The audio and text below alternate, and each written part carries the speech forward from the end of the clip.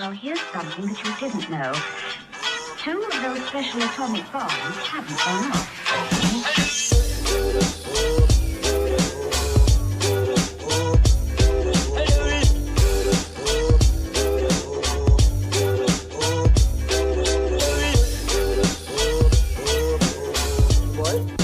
Zyra. Aw. I like It's Lauren's dog. Nice. All right. Everybody, welcome to episode 3 of FantaCTE. If you are watching live, I don't know if you're watching live. I have no way of telling that because it's our first time doing a YouTube live. But this is going to be where we do our live broadcasts in the future. So if you want to watch, we're going to be doing every Monday night. We're actually going to start on the Thursday night. Our next episode is going to be kickoff special, Thursday Night Football, September 10th. And we're going to do a pregame show podcast, fantasy podcast. So we're going to be doing pregame fantasy podcasts for the Thursday and then every Monday night football, before every Monday night football game. And we're also going to be doing a DraftKings tournament where you can play. We're going to play against each other and you can play against us. And hopefully at some point we'll get some sponsors to throw up some prizes so you can actually win something for listening to this dumb podcast. But not tonight. Tonight, Lonnie's frozen for a second. Also, before we get into what we're doing tonight, we are now available on Spotify. So if you want to just listen to the podcast, you want to watch it live or watch us in person, you can now listen. You can download the podcasts and listen on Spotify and on Anchor. And hopefully we'll be up on some of the other websites soon as well, be available to more people. As long as we keep doing this and you guys keep liking it. So, all right. This is our pre-draft special. We've been talking about first couple episodes. We've been talking about leagues, different setups, different issues. We're going to tell you everything that we think. I'm sorry. Let me back up.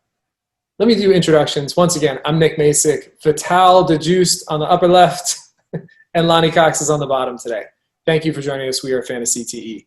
So we're going to tell you everything that we think that you should know before going into your fantasy drafts, which are probably coming up this week. That will still most likely fall dramatically short of what you need to know for your draft, but we're going to tell you anyway what we think. Do you guys have anything to add? Anything exciting that happened in the last couple of days? Doesn't have to be fantasy. No, not really. Cool. Hasn't been a long time. I know. Well, they don't. I mean, we don't. I don't know exactly how far the podcasts have been spaced out, but whatever. Episode 3, we're charging into it.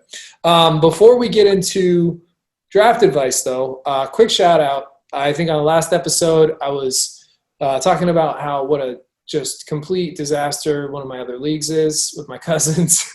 Shout out to Commissioner Nardi. He actually tuned in and listened because I told him I was airing our dirty laundry from that league for public consumption. And he actually listened and he liked some of the suggestions. And he's since then, over the past weekend, figured out everything that we need to for that league. So that league got his shit together. Hey, look at that. Enacting real change. Right. He just, it was all mostly a ruse anyway, the whole threatening to quit. Like, he just does it for ratings. So I respect the hell out of that. I mean, let's be honest. Stirring up league-wide controversy in a league that's been running for that long. I mean, I don't know how many years they are in, but we'll probably have him on as a guest at some point. He's a good time. He also made a correction from last episode. I kept referring to, I'm going to fucking mix them up again. I think I kept referring to upcoming Labor Day weekend as Memorial Weekend, which I always do. I always do. They're just the same to me, but I know. Well, to be fair to you, neither Vital or I caught it, and Vital is a veteran, so he didn't even notice it. Well, but I'm not listening to Nick when he talks. I'm just waiting for my turn. Right. Okay, that's a good point. That's really simple. Cool. Well, if I say thank you for your service on Labor Day, just smile and nod and assume that I say that. You're not supposed to thank veterans for their service on Memorial Day. Right. When are you supposed to do that? I do. It's about the passed away veterans, like. Right. Thank you for.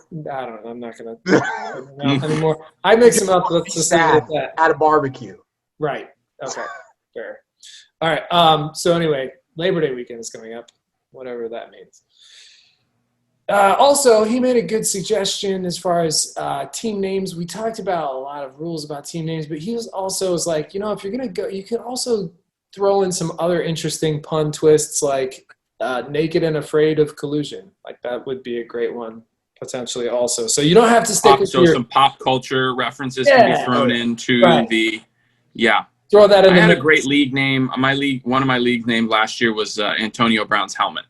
So anything that's just topical news, I think can get thrown in there. That's great. Lots of Game of Thrones references for like the past 4 years before it started to suck. I remember that. There's a lot of those. So that's good. I'm sure there'll be a bunch of like political election right good this year. So it's gonna be fun. I'm excited to see what people come up with for their team names. Is it just me though, or do you guys feel like football's not starting yet? Like, is it weird? It's weird. It's very weird. Because I kind of don't believe it. I know it's happening, but I'm all like, are you guys going to change? It's just weird. I don't know.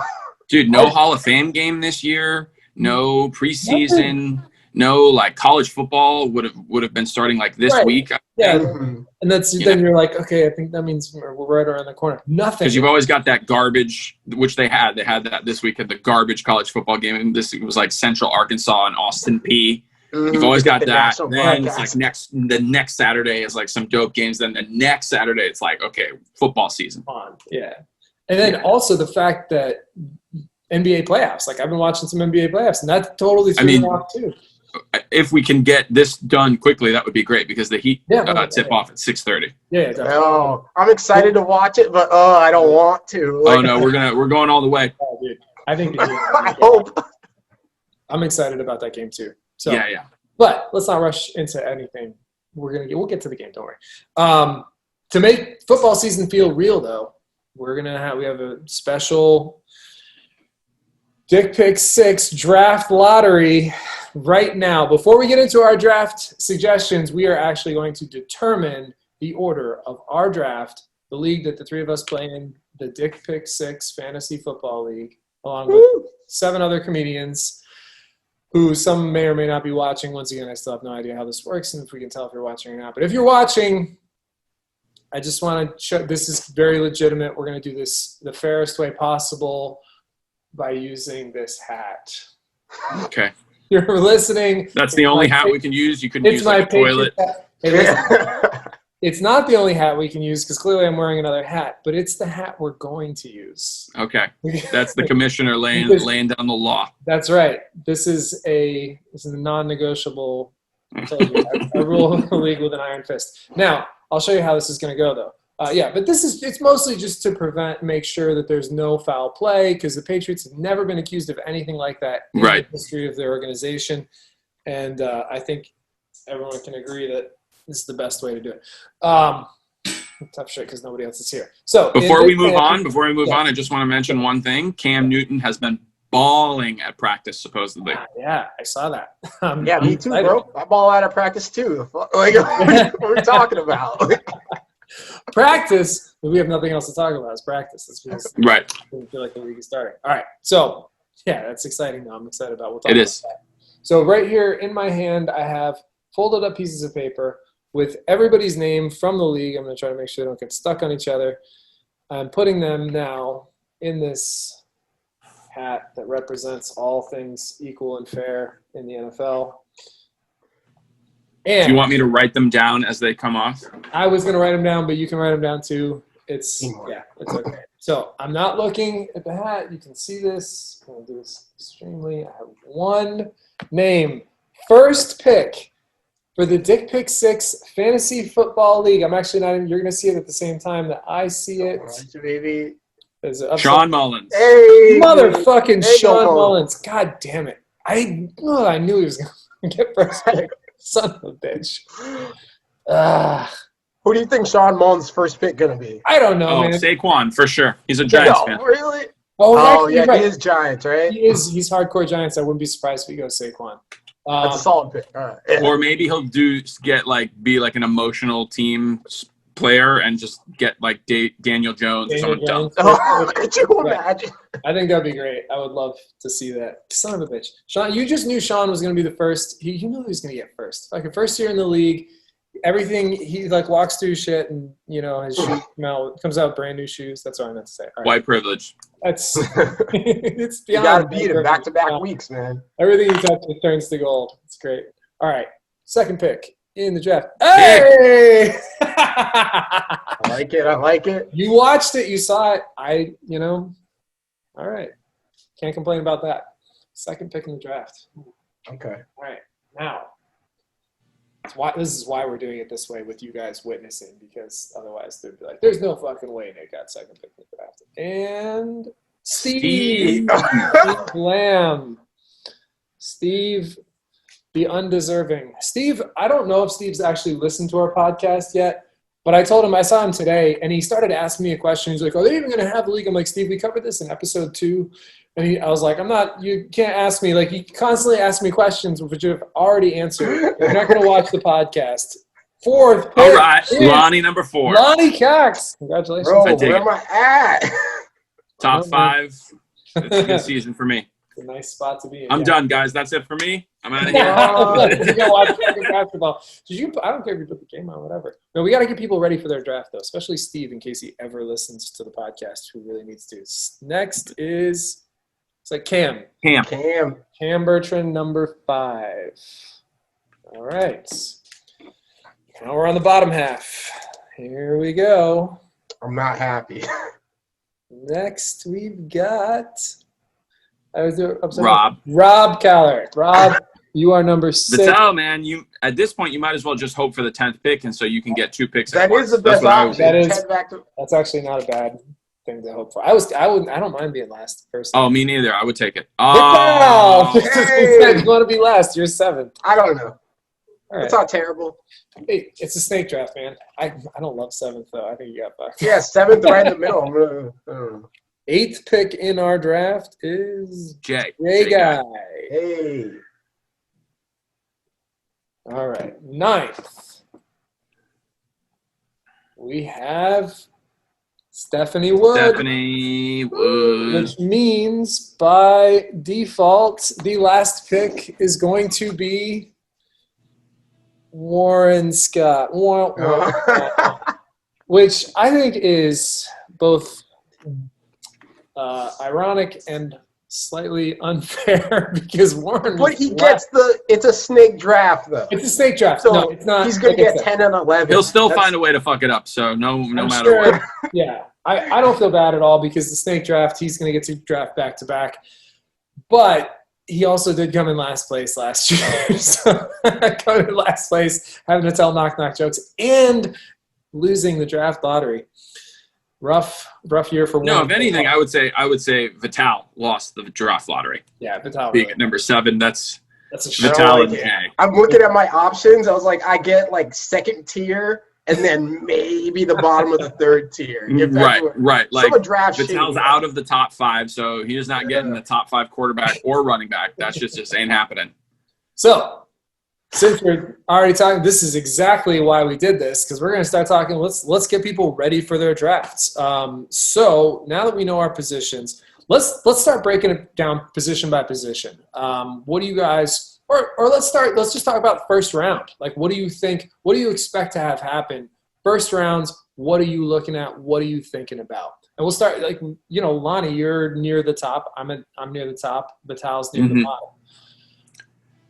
So, my draft strategy is always going for, of course, the people that are going to score the highest points, right?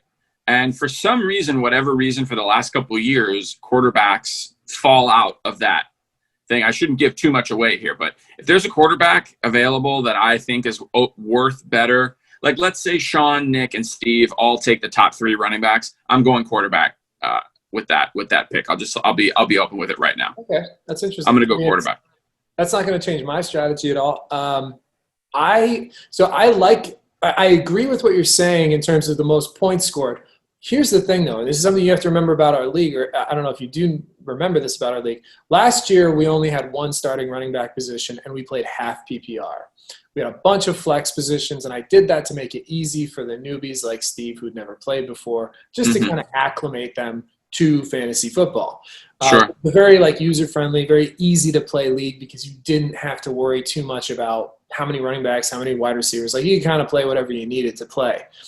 This year, I changed both our roster and our scoring format. So now we have 2 running backs that you have to start every week, 2 running back slots, and we're going full PPR.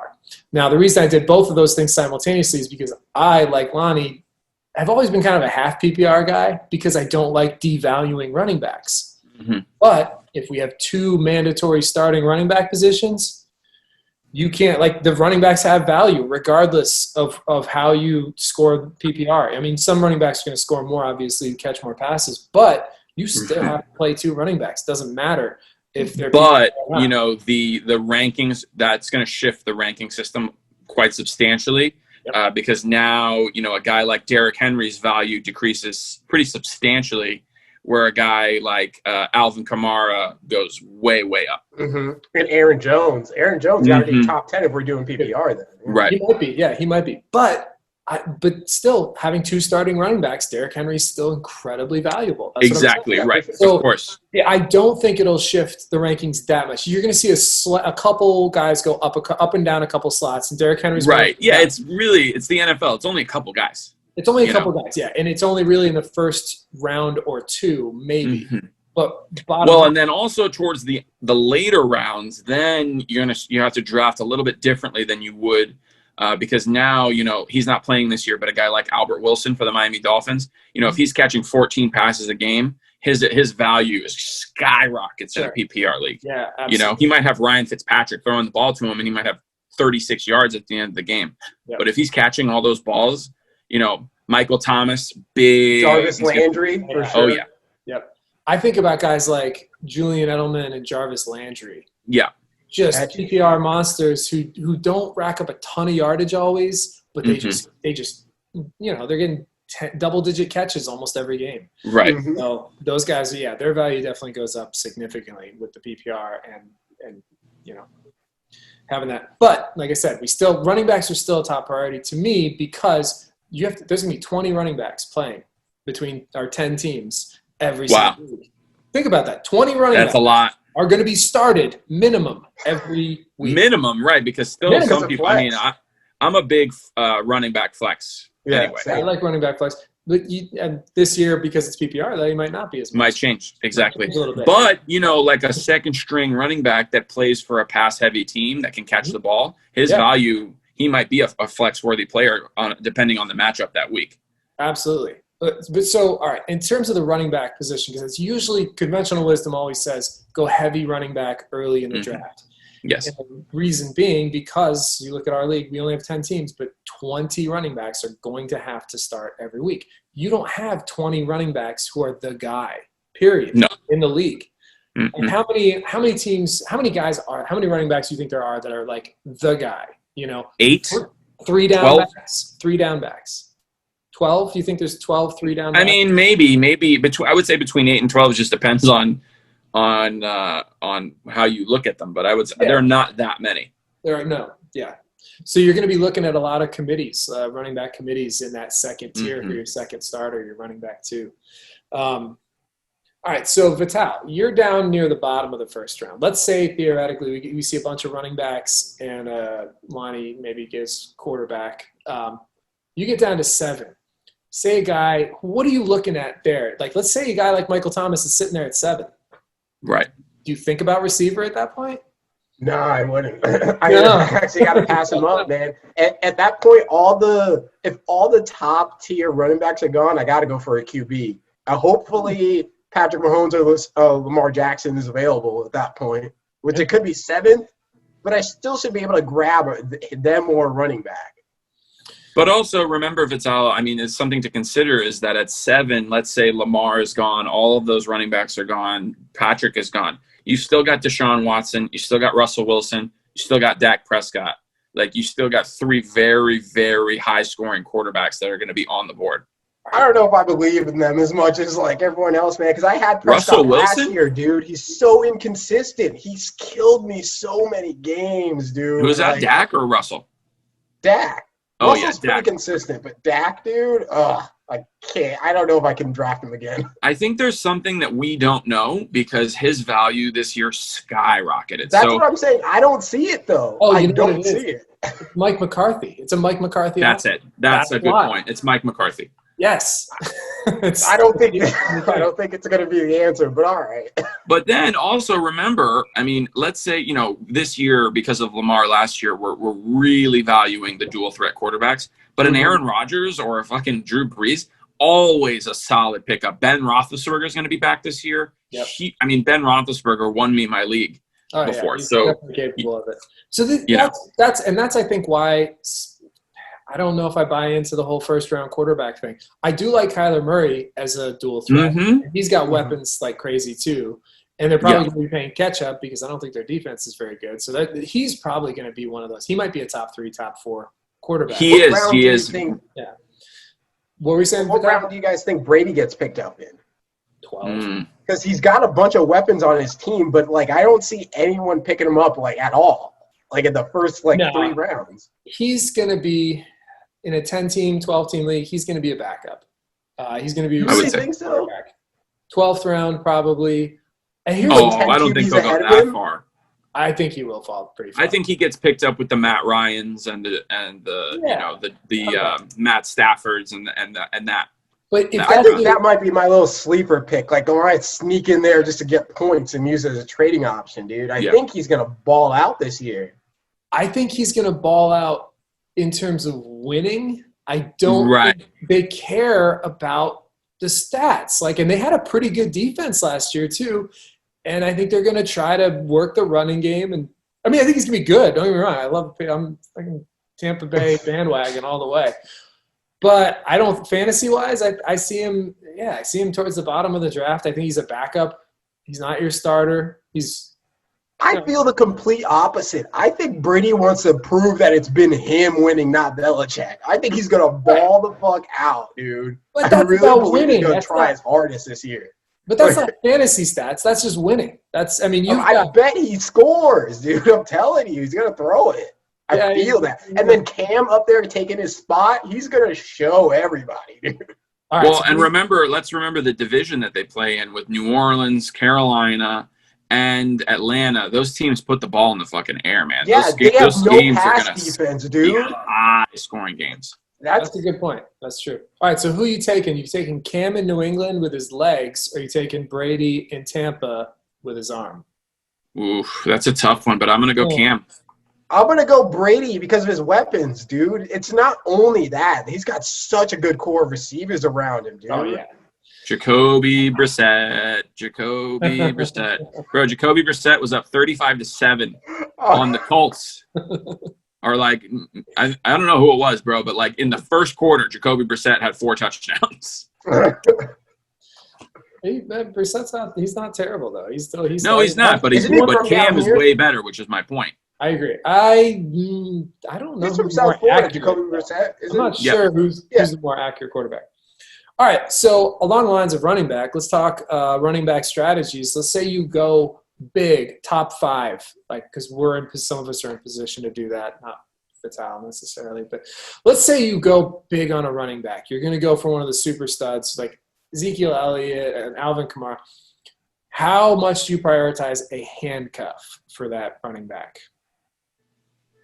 Where are you looking at? So let's say it's Alvin Kamara and his, still a productive running back, but his handcuff is definitely help me out. What's his name? The guy that used to play for the Raiders and Latavius Murray, right? Latavius Murray. He's a monster. When Kamara, very inconsistent though. He's inconsistent, but not when he's the starter. When he's the starter, he balls out. That's what I'm saying. He's as a backup, he's just a backup. But he's a handcuff for Alvin Kamara. He's not a guy you're necessarily going to play unless you absolutely have to. Kamara goes down, which he's had some injuries the last couple of years, little nicked up things where he didn't play a couple of games. How much do you prioritize Latavius Murray if you've got Kamara? What round are you thinking?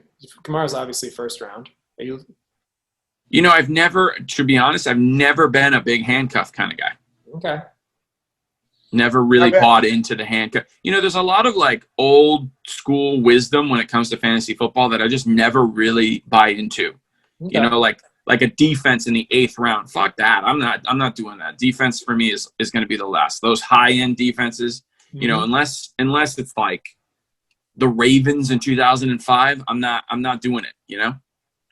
Yeah, I think I agree with you on the defense, and I've been suckered in the past. I think last year I took Chicago probably in the 8th round. Right. I also got screwed with Baker Mayfield. My whole season was sure. I still almost made the playoffs with some trades, but it was. But then just go look to show you, like I took the Patriots in the last round. The last round, yes, right. Exactly. And almost always, it seems like just about every year, there's a defense that comes out of nowhere that nobody was expecting. Remember the Jags when they did that? And then the next year, the Jags weren't that good, their defense. So, I feel like it's hard to do that. It's hard to pick one of those defenses. But the Jags, you know what? It's going to be even harder after that year. Which one? What was that? They traded one of their players, right? The corner. They're done. That whole team is gone. They had 6 Pro Bowlers on their defense. Every single one of them is gone. Jalen Ramsey, Telvin Smith. The guy just went to the Vikings yesterday. I can't pronounce his last name. Yeah. And then they cut Leonard Fournette today. Did they cut? They cut Leonard Fournette. They're gutting their team. Oh, you should have led with that. That's news, man. Holy shit. Yeah, that is news. I forgot about that. So wait. So who's the starting running back now for? The other maybe Yeldon, right? Isn't that his name? TJ Yeldon. I think if he still plays for them. He's still. I wonder if they're going to sign somebody. Who's out there? Right? I'm sure they will, but. Or didn't they pick up one of those guys in the draft? Didn't they pick up a good running back in the draft? Nobody high. No, they didn't pick any like high draft picks. No, man, it's funny, dude. Like you see these teams that they just kind of don't know what they're doing. You know, like the Pats are just top to bottom a fucking top tier organization in sports. And then just like some teams just don't have those people in the front office. They don't really understand what they're doing. They can't control the personalities on the field, and they don't know what they're doing. They cut people. They lose.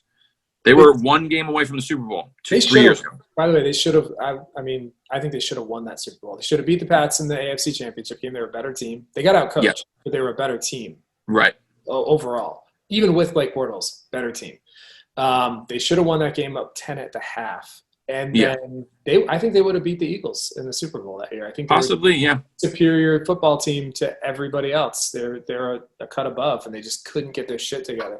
But the weird thing is, they have one of the best owners in football. Like he's, Shad Khan. Like his players love him. They revere him. Yeah. He's just like one of the most beloved, ownership characters, and it doesn't make sense that there's not that good continuity coming from the top down, because you look at other owners that are beloved, and they're usually in pretty consistent organizations. So. Well, and then another thing to consider is you've maybe got 5 coaches in the NFL that are worth anything. Everybody else is like a toss-up, random, like, oh, let's hope he's the next Belichick. Right. Yeah.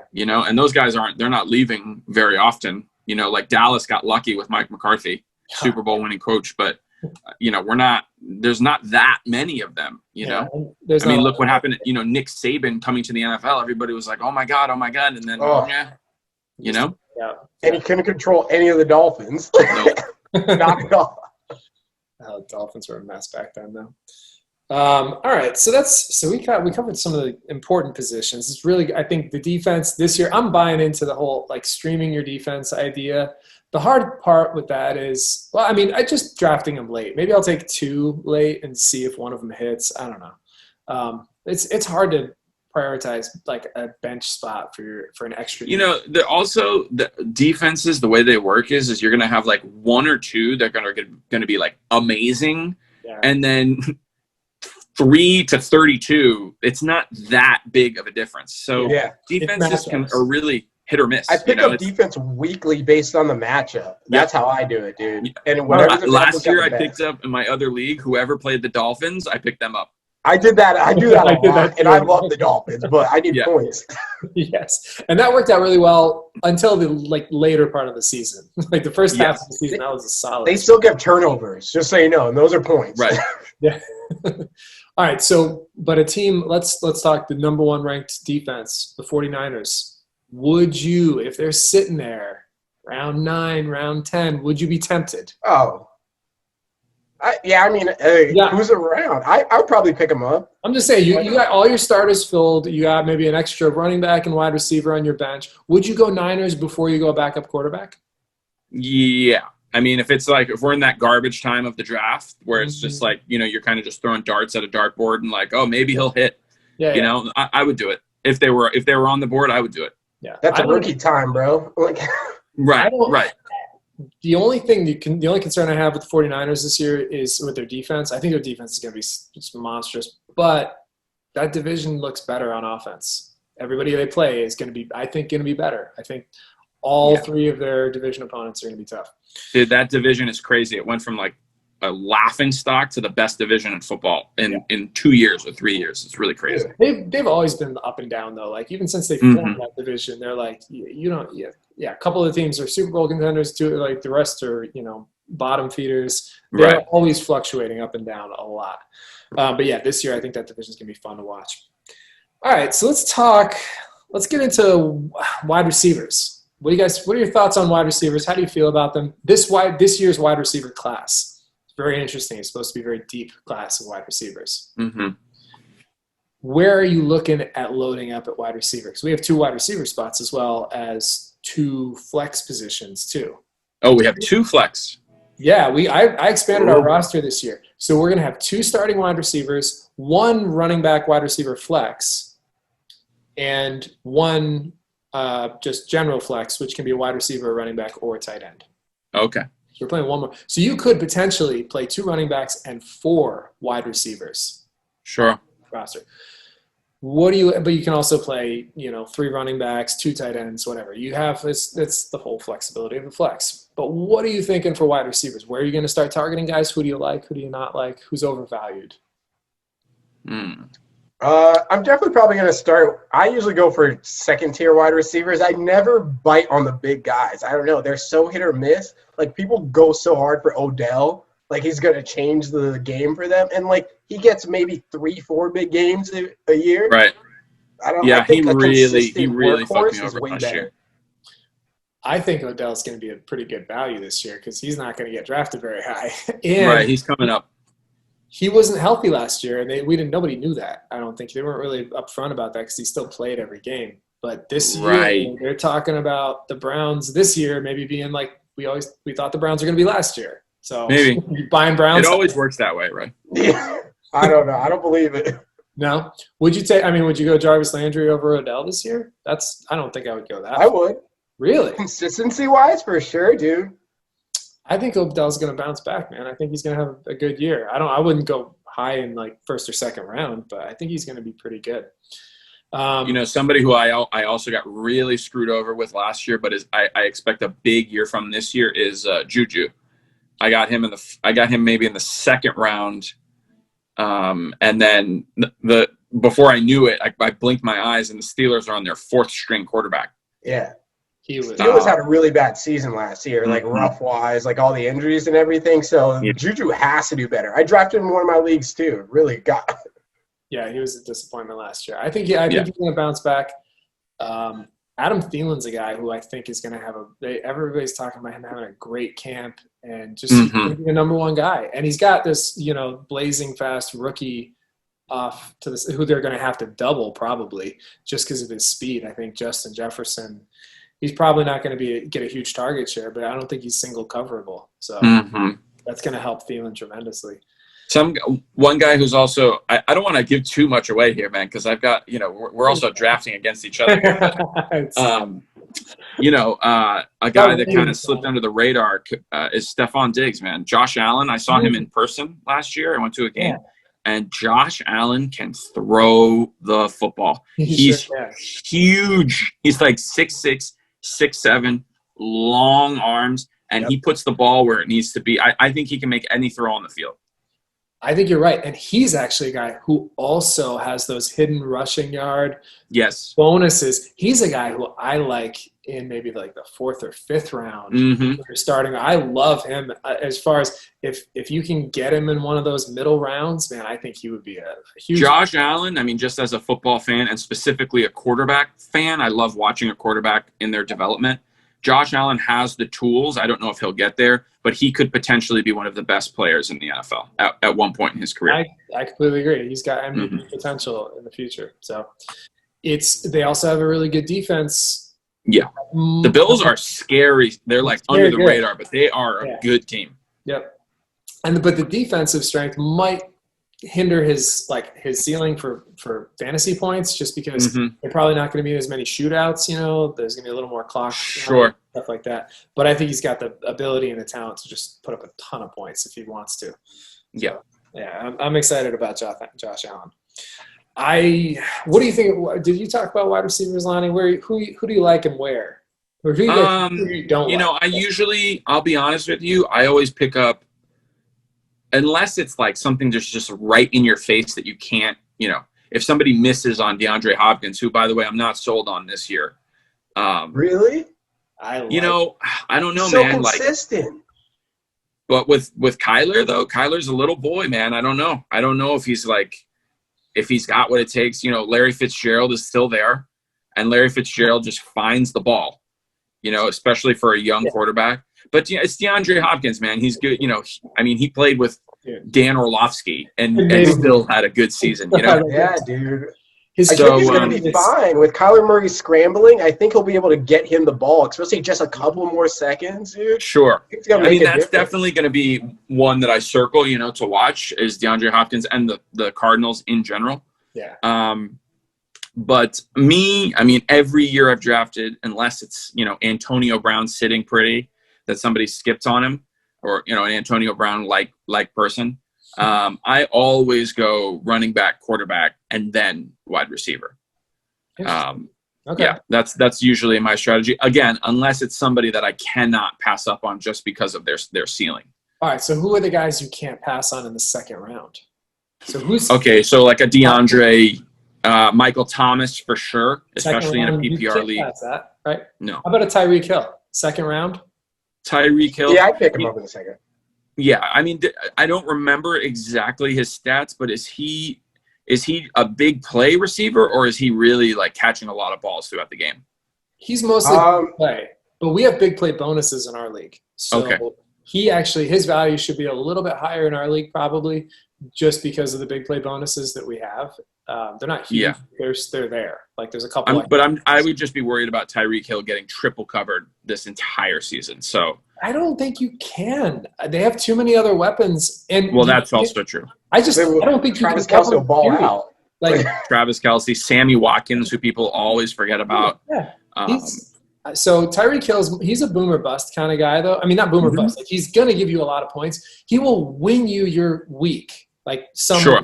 And then some weeks he's going to come up a little bit short. So I feel like if you're taking a guy like that, especially high, then the rest of your guys need to be the consistent kind of guys. You know what I mean? Because if he lets you down, you still want to be able to win that week. But he'll blow the doors off and he'll give you 30 sometimes. Right. Just nobody else has a chance unless they have a Derrick Henry week or something like that. And then we've also got some rookies who are for sure going to end up in the top 10 by the end of the year. It just depends on who it's going to be. So who do we like for rookies? Any positions? Who are you excited about? As a Cowboys fan, I think I'm a little biased, but I have big hopes on CeeDee Lamb this year. I think he's going to do very good things. Yep. I think he's exciting. Clyde Edwards-Helaire, they're talking about him at the end of the first round, beginning of the second round for running back. Okay. Remind me what team he's on again? He's the Chiefs starting running back. The Chiefs, right. So that offense, he catches the ball. He's, everyone's putting him right in that bottom of the top tier running backs because they don't know, it's still a rookie. Right. But, those, for whatever reason, those rankings usually hold pretty true. I remember when Ezekiel Elliott, it was his rookie year. I think he was the number 2 running back on the board, and then ended up being the number 1 fantasy running back. So Saquon, the same thing. His rookie season, he was listed number 3, number 2. Running back play is, of all the positions, translates the best from college to the NFL. You can see a running back in college and be like, okay, he's probably going to do very well the NFL. Whereas a receiver or quarterback, it can be a little different. But speaking of quarterbacks, Joe Burrow, Cincinnati. What do you think? Worth Depends on AJ Green, man. Is AJ Green back this year? AJ Green's back. They drafted a first-round wide receiver. Tyler Boyd looks good. They got Joe Mixon who catches it out of the backfield. Mm-hmm. Do they still have Giovanni Bernard? Yeah, he's going to be their backup, but he's, he catches. He does catch. the ball. So does Mixon. Mixon's going to be one of those guys. Mixon's one of those guys who not a lot of people are talking about being like a high pick, but Mixon could be a first rounder, probably should be a first rounder because what they say they're going to use, how they are going to use him. They're talking about him being like the way the Steelers used to use Le'Veon Bell. Like, sure. He's a 3-down back, and they want to ride him. And he's built kind of the same ways as Bell. Yeah, he can catch. He can catch. He can run. He's wildly talented, and he's the focal point of their offense, and he's going to be on the field all the time. I think you just picked one of my dark horse picks there. Thank you, Nick. That was good advice. There you go. I'll tell you this. I drafted Joe Mixon 2 seasons in a row, and he's let me down. He's inconsistent. Really? Yeah, dude. If he overall his season averages will look good, but I promise you there are like games and weeks where he just takes off. I don't know what it is. Like, well, I know what it is. It's being in fucking Cincinnati. Yeah, I mean, yeah, obviously. He gives up. The coach's own plan. Wouldn't you? Obviously. Huh? I said, wouldn't you? If you played for Cincinnati, Yeah. I would. I mean, who was their quarter? Who if they had playing quarter? Like Andy Dalton's not going to – and without – The red rifle. He was looking at loaded boxes. This year, they're hopefully, theoretically going to be, loaded at receiver. It's going to open up the front 7, and then he's going to have some room to run. And Joe Burrow, they think he's going to be better. So they also used to have a pretty decent offensive line, but I think that offensive line kind of disappeared. It's all, we'll see, man. We'll see how Joe Burrow does. I'm very excited for him. I think he's going to be a good quarterback in the NFL. Yeah, I think so too. All right, let's talk about tight ends. Tight ends it's always an interesting subject. You got any first round tight ends? Even the top guys. First round, no. Second round. I don't believe in tight ends as first round, dude. Tight ends are like fourth options for me. When I see someone's going to draft Travis Kelce in the first 20, and I'm going to be so happy. Those are like waste of a pick every time, dude. They don't outscore. Like maybe they're on par with some receivers, but not a round 1 receiver. It does not compare. I've had Kelce in the past, and he's won me a lot of games. I had him last year with Patrick Mahomes, so I had both of them, and that worked out well. Some weeks it didn't. Yeah. Again, tight ends is another one where there's 2 that are worth taking high in the first couple rounds, and then everybody else, and then also every single year you have a George Kittle or a Tyler Eifert, somebody that just comes from obscurity and becomes one of the highest paid players in the league the next year. I know of one who I kind of don't want to mention. Okay. Oh, fuck it. I'll mention it. The guy that plays for the Ravens. I can't think of his name right now, but he had an amazing season. Was it? No, Mark Andrews. Yes. That's he not a balled last year. Yeah, he did and ball. Just because of Lamar, rookie quarterbacks, guys that are new to fantasy football, this is a little bit of a clue. Whenever you have a rookie quarterback, their tight ends, their value increases quite a lot because they're close to the line of scrimmage. They're right in front of the quarterback's face. It's a quick, easy thing. Those guys usually always develop chemistry before he develops chemistry with any other receiver. Yeah. So, if you got a rookie quarterback on your team and the team scores a lot of points, that tight end is definitely worth looking at. Interestingly enough, we just talked about Joe Burrow, but none of the Cincinnati tight ends are making anybody excited, which is weird. Well, do they still have Tyler Eifert? No, he went somewhere else. I don't know where. Well, and he always got hurt. He couldn't stay healthy. He was a touchdown machine when he was on the field. But so good, and he was on the. I picked him up on waivers that year that he was doing so well. I picked him up off. I mean, nobody even knew about him. Yeah. Dolphins tight end's another guy that people are talking about potentially having a breakout year. Gesicki. He's very good. I like him. I like Gesicki. I know I'm of the same opinion though. I like I think you pick him up based on matchups. Mm-hmm. Yeah, I like trying to hit that gem in the late rounds for tight end. Me too. That's a great way to win your league. It's because I had Kittle that year that he broke out. I don't even know if I drafted him. It was in like the 13th or 14th round. Sure. Something way down, or I picked him up on waivers. But I think I drafted him really, really low, and then just after week 1. I mean, I honestly, I'd be doubtful if you drafted George Kittle because nobody knew who he was until he had like 1 or 2 games in the beginning of the season, and then people started watching him. And it might have been a waiver pickup early. I mean, if you drafted him, you probably just like threw a dart at the board and were like, oh, hopefully. Yeah, it was like a TJ Hawkinson the other lot. But he never really panned out. He had a couple good games and then wasn't much. Yeah. He might be. Tight ends definitely get way overvalued in fantasy football. The top tight ends sometimes get overvalued. Although in the 3rd round, I would go Kittle or Kelsey if they're still there. Maybe. 3rd round. Over. So 3rd round. So you've got your starting running back, your starting quarterback. The way I look at it is if I'm looking at receivers in the 3rd round, hypothetically speaking, which a lot of times I feel like I am looking at receivers in the 3rd round, those guys put up the same – it's like drafting a receiver. They put up the same numbers as some of the top receivers. Sometimes they're better. Like that's just how they are. They are drafting – you're like drafting a mid-top wide receiver for points. That's how many points they score. So – yeah, if I'm looking at them and I'm like, all right, I could also hit on a wide receiver in a later round too, and it may be more likely that I hit on a wide receiver later that has a great year that comes out of nowhere than a tight end. So I like those guys. I like the top 2. I like Kelsey and Kittle in the top 3rd. And then you've also got Kyle Rudolph in Minnesota. You've got Zach. Zach Ertz is one. Zach Ertz is a letdown machine, though. Let me tell you. Yeah, and did Wentz get hurt again? Did I see something about Wentz? I think he did. All it said was soft tissue. I'm like, all of his tissue is soft at this point. Yeah, poor guy, man. Just can't stay on the field, but he's so good.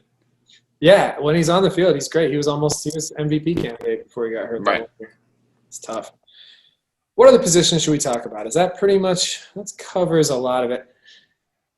Don't say anything about kickers. Prater's are drunk, but we love them. I don't know. Again, you've got 2 or 3 kickers that are really, really worth it. Everybody else, crapshoot, week to week, matchup based, kind of. Kickers one of those things. I like, once a guy starts kicking, I'm just gonna put him in there and leave him there. You can get Greg Zuerlein, great. So in terms of your bench, let's talk numbers real quick before we move on. Numbers of total play, so you got 2 running backs, 2 wide receivers starting, 1 flex, 1 running back, wide receiver, 1 flex. How many total players are you looking at for each position? So you got 6 bench spots like we do. What do you want? How many you want? 2 quarterbacks? Or are you willing to ride with 1 and then just stream a quarterback for backup if you need it? I've done that quite often, and it almost always works out for me because you're going to get somebody. Which will be good because we're going to have that or Kaepernick section, as we go on in the season. I've picked Ben Roethlisberger up off the waiver wire, and then the next week when I play him, he scores 6 touchdowns.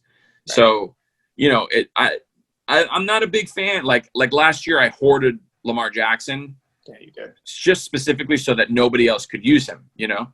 And then when Pat Mahomes went down, I had like 6 weeks of Lamar glory. Mm-hmm. It was awful. So that was really beneficial. But again, I took Lamar in like the 10th. Nobody was like really. He was a real shoot. Just like okay, maybe he'll pan out, maybe he won't. Because he didn't know how to throw the ball before last year. Huh? He didn't know how to throw the ball before last year. Right. Exactly. They called him a running back. Yeah. So he. To the new people watching, those rounds are really where you're going to win. That's really where you can win the championship. Is picking up these things. It really helps if you watch college football. So I'll tell you my ultimate one of those ever was I picked up Amir Abdullah and I picked up Todd Gurley. I knew one of them were gonna pop that season. I wasn't sure which one it would be.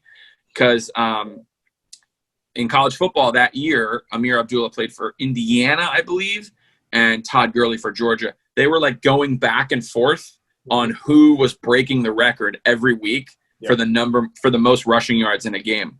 Yeah. And then Todd Gurley ended up having one of the best seasons of a running back ever in the last like 15 years. Yeah. So those guys where you're just like, So new people, I would suggest watch some tape on some of these rookies, especially because we don't have a preseason to watch this year. Guys really will show up in the preseason, and we're not gonna have that opportunity. So go watch some tape. You won't be disappointed. I promise. Yeah. I also like the whole philosophy of not auto drafting in the late rounds. Like, don't just mail it in, because really, like, we don't have that. You only got 6 bench spots. You have to think about this because guys are going to go on bye weeks. Guys are going to get injured. Vital, what position do you like to prioritize the most in terms of your bench? Like, what do you like to have lots of backups of? Running backs, for sure. Definitely. I think they have a lot of value, man. Like, if you got a deep running back core, not only do you have, like, people to get points for you, you have trading options. Because people always need running backs, man. I'm so good at getting great deals off good running backs. And they get hurt. Running backs get hurt a lot, you know? Always. Every year. Absolutely. Yeah, I think last year I did the same thing. I loaded up at running back, and then I had Baker Mayfield as my quarterback. So I ended up trading Gurley for Russell Wilson, essentially. There might have been other players involved. But it was I forget, I think it was Elena had Russell and some other good quarterback. She let Russ go, and I wouldn't say it's – Kyler Murray, I think it was. Yeah, she had Kyler Murray, that's right. So I won't say it saved my season, but – I offered her a trader for him a lot. Yeah, I know. He was really great last year. So, yeah, I'm the same way. I like to stockpile running backs. I like to have a couple extra receivers. I'm not going backup tight end, I don't think. Tight end's another one of those that I'll stream whenever I need to. Unless it's late rounds, and then maybe I'll take a shot on 2 different ones because you don't know which tight end's going to blow, you know? Sometimes I like having a couple different once like middle of the season rolls around, I like having a couple different defenses that are playing well to swap in and out. Because I feel like by the middle of the season, once people have gotten past a few bye weeks, then they start sitting on defenses. Have you noticed that? That's a thing. Like, you accumulate defenses throughout the course of the season. So that's another, like, I don't start with 3 defenses, but I might finish the season. I think people get lazy at doing the research on defenses too. They just like, oh, I got a good defense, I'll just stick with it. Like, yeah, no, I like having. I mean, I like having a good. I like having a matchup. I like looking at my defensive matchup and maybe having like 2 or 3 that have potentially good matchups toward the end of the season. But you gotta have room for that. You gotta have not too many injuries. All right, we explained head coach. Nobody ever has head coach except for my other league. We explained that in the last episode, which was, I know that was very enlightening, but we're not going to talk more about head coach position. It is fun, though. I'm excited. Maybe we'll do that at some point in our league. I like it. All right, let's do some quick. We've already gone through most of these, but before we wrap this up, let's do some quick draft reminders for people. If you have anything you can think of, we've been doing this as we go along, but if there's anything else while you're drafting, before you draft, what do you guys got for good advice for drafting? Don't draft based on your favorite team. I've seen a lot of people really fuck themselves over in the first round with really great draft picks. And then, I think it was Rob Callert last year as an Eagles fan. And he might have taken not Carson Wentz, but he took maybe Zach Ertz in the first round. And I'm like, okay, fine. Yeah. You want to be like an Eagles fan? Some people will take like Ryan Fitzpatrick because they're Dolphins fans in the first round. And it's like, great, I'm happy that you're a Dolphins fan, but I cannot wait to play you because I'm going to destroy you, you know? Absolutely. This is not an emotional – I mean, no. Rob did. He drafted like 4 different positions. He took their defense, which was okay. And his team, I wish – he tied for the second worst record. But he still somehow managed to beat one of you guys in the first round. I don't know which of you he beat. He beat me. I think it was me. He somehow still came out of it in 3rd place, which is ridiculous because you're right. His draft strategy was horribly flawed. He drafted all Eagles, and they shouldn't have been any good at all. No. somehow he still managed to salvage the season. So yeah, don't draft him emotionally. I like that. Because your team, let's be honest, like your team probably is going to suck this year. That's just reality of the situation. Whoever your team is, you think they're going to be good. They're not. So, Vital, you got any good draft advice? What do you like to think about?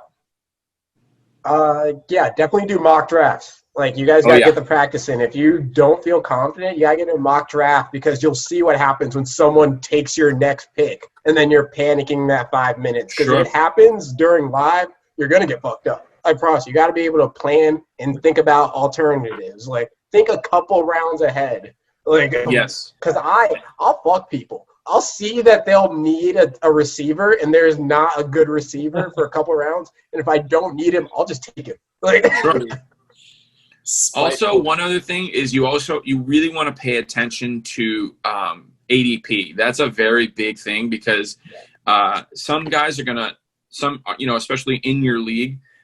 Some guys are not going to be paying attention to ADP at all, and you might find some real gems in the 7th, 8th, and 9th rounds that should have gone in the 3rd or 4th, but people aren't really paying attention to where they should have gone. Yep. And you might have that guy might save your season. Yeah, I completely agree. One of the things I start to look at in the later rounds is when it comes to those kinds of guys that just kind of slip and fall and they're not big names is this guy going to be the number one receiver on this team? Mm-hmm. Because maybe it's not a great team. Maybe you're looking at the Jets, but like if you can get the Jets number one receiver, that's a good thing to get later in the rounds. So I tend to categorize players by where they are on their team. Number one receiver for the Washington football team is not going to be a huge super scoring machine this year probably, but they think it's going to be Terry McLaurin's the number one guy there. He's a guy worth picking up in the middle rounds because he's their number one guy. He's going to be their go-to. So those teams that aren't going to have great offenses, but their number one receiver, where can you find those guys in those mid to late rounds? Because sometimes they might be better than a backup for a good team. Might be better than a Michael Gallup, but they might not. They're in the same range. So that's something I like to take a look at. What other anything else? One other thing that I want to say that I want to talk about is having knowledge of the game really comes into play in certain aspects. So like if Deshaun, I don't know if the Eagles are playing the Bucs this year, but if they are, I would pick up Deshaun Jackson before that game because usually when players have something to prove, they're gonna ball out. If their brother died in the week before, pick them up. They're gonna ball that week. Yep. There are certain things that add to. If they're playing against an old head coach or they're playing with a guy, now on this new team, they're playing with somebody that they played with in high school. Keep an eye out for the things that don't really show up on a stat screen. Yeah, it's a good point. Deshaun Jackson might actually be the Eagles' number one wide receiver this year too. Is he really? What about Aguilar? Nelson? I think he's not Deshaun Jackson. I don't think. No, he's not. But Deshaun Jackson's like 37 years old. He still can't single cover. I was gonna say, is Deshaun Jackson anymore? Right. He was for the first game last year, and then he got hurt. Oh, he balled for the Bucs. He had a couple good games for the Bucs last year, but he got hurt. He was Eagles last year. He was back on the Eagles last year. He was? He was. And he played one game, and then he got hurt. But he scored like 2 touchdowns and had 200 yards. I mean, he was Deshaun Jackson still. So if he's healthy, I think he's still one of those sneaky guys like you were talking about. So if Todd Gurley is playing the Rams, if they're playing the Rams, especially if it went down dirty, like if it didn't end well, keep an eye out for stuff like that. Well, I think of the emotional players in those situations, like who's the Ravens running back? Mark Ingram. And he didn't even leave on bad terms. But if he goes back to New Orleans, I am playing Mark Ingram. I want Mark Ingram in that game. He's just going to be so motivated to go at those guys. So he the real the chippier. Do the Pats play the Panthers this year? No, I don't think so. Do they? I don't know. I haven't looked. I got to look at the schedule. Man, I'm so excited for football. I know. It feels real now. All of a sudden, just doing this episode, now I feel like it's real. You know what I mean? Which is one of the reasons I was excited about this. Dude, Cam Newton is a New England Patriot. How wild is that? It's crazy. I love it. I think it's so exciting. It's going to be great for the team, great for the league. Let me see if I had some. I wrote a couple of things down for draft advice. Yeah, I said we've already covered most of the stuff. Do your homework. Look for the potential breakouts. Don't auto draft. Don't be lazy. I'm sorry, but if someone's auto drafting, I lose respect for you. Don't play fantasy football and auto draft. Exactly. Come on. Here's one thing that we didn't talk about, and I want to mention it before we wrap up the show. Hot runs on a position. And this is, I'm being at the second spot, right? So we're doing a snake draft, which means I get to draft number 2, and then I draft 12, 11, something like that. 12, I think. Or no. I don't draft again until like 18. Right. So between 2 and 18, if there's a run on a single position, I'm more worried about like the second or third rounds, or as we get to like third and fourth rounds. But having that gap between draft picks can be really tough because all of a sudden everybody could just start drafting running or tight ends or quarterbacks, and then all of a sudden like there's 15 tight ends off the board, or 15 quarterbacks go all in a row, and all of a sudden the 5 guys that you're like, I'll get one of those guys, they're all gone. So trying to plan around and to watch out for those, a hot run on a single position, specifically quarterback and tight end potentially are the ones, because those are the ones where you're only playing one of those guys. Which is where mock drafts really help you out a lot. Yes, absolutely. Because you're going to see what the trends are. And the mock draft, for whatever reason, they do capture those trends pretty well. Yeah, they'll simulate that for sure. Mm-hmm. Yeah, and being flexible. Try to stay flexible, like, because if you are in that middle to late rounds, or if you get the second round, second time you go through your snake, it's like if there's somebody there that you weren't expecting to be there, take them and then just readjust your draft position, or readjust your strategy. Being flexible is important. Not getting too focused in on, I have to take 2 running backs, and I have to take a wide receiver, then I have to take a quarterback next, and then I have to do. It's like see who's there. But also, go with your gut is another one I would say. Like, don't overthink. You've only got 2 or 3 minutes on your, on the clock. Don't, that is not the time to start doing research on stats and points played and all this stuff and points scored last season and the season before that. Go with your gut. If you're like, oh, I should take this person over that person, I've almost always done better with the first choice. The second choice is not the way to go. I agree with that. Natalia, you got anything else on this for us? Anything else on your mind for draft advice? No, I think we got it all. Covered most of it. I'll tell you one of my things though, and this is me personally. Don't drink and draft. No. And I'm not saying like, have a beer while you're drafting, whatever. If you've done your homework and you're mentally prepared, whatever, have a couple of beers. It's not that, But if you get hammered for your draft, like we're having a party, we're going to go up to Warren's place. If you're getting wasted, you're going to forget who you've drafted. You're going to make, and I see this. I've seen this multiple times. I feel like every year there's some veteran fantasy player who's like, I'm fine. I don't need it. Like, I know what I'm doing. Like, I always fucking dominate my leagues. And they're like their third draft that week, and they're just like, I'm gonna get shit faced for this draft. Whatever, these guys don't even know what they're doing. And then all of a sudden they forget to draft running backs or wide receivers. They don't end up with I see it every year. There's at least one person who gets too drunk for their draft. Don't drink and draft. That's actually my strategy, but in reverse. If you guys are there, I'm gonna be feeding everyone shots. There you shot go. Time, bro. None of them. That's my favorite thing to do. Have a good time, everyone. I'm bringing blood. I got everyone.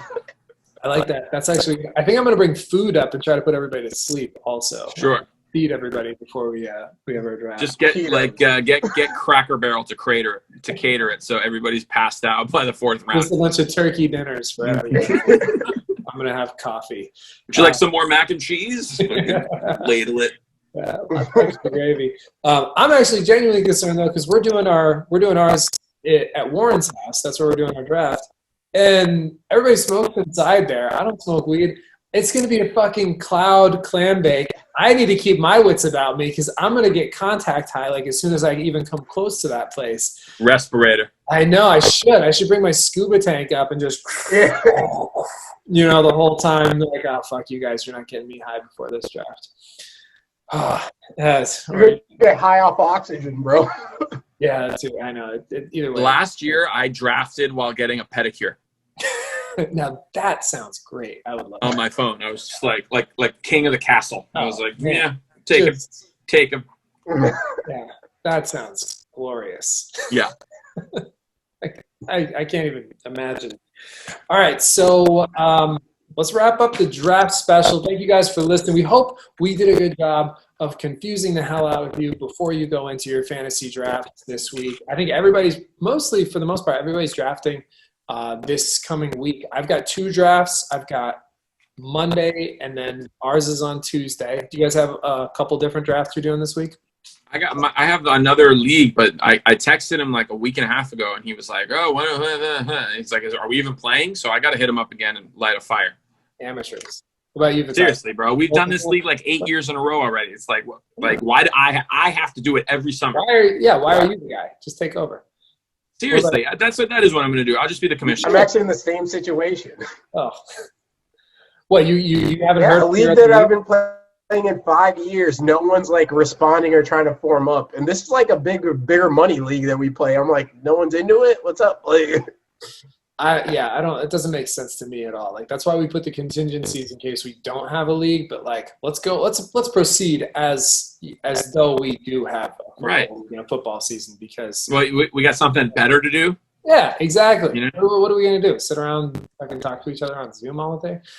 The next time we do this, our next episode is going to be our kickoff special, September 10th, Thursday night football. We're gonna have the Chiefs and the Texans.